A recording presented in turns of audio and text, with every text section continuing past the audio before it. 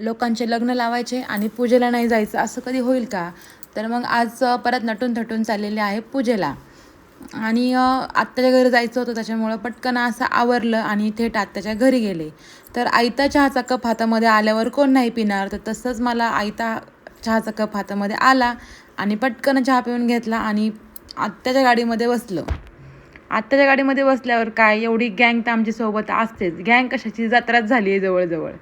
तर आत्याच्या गाडीमध्ये काय, आत्या डिझेल टाकायला आहे आणि आम्ही सगळे फिरायला. तर पटकन असं आम्ही तिथनं निघलो आणि थेट पोचलो आमच्या आत्याच्या सुनेच्या माहेरी.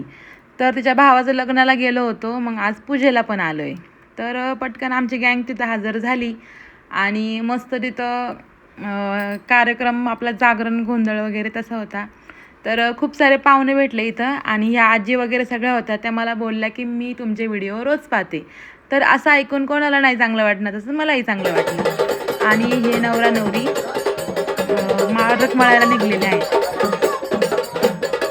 नवरी खूप छान आहे आणि आमचे नयन पण खूप छान आहे, त्याच्यामुळे भाऊजाई पण खूप छान भेटली. आणि पटकन आमच्या नयन मॅडमनी इथं सगळ्यांना कुल्फीची पार्टी दिली. पटकन सगळ्यांनी कुल्फ्या घेतल्या आणि मस्त एन्जॉय करत खाल्ल्या.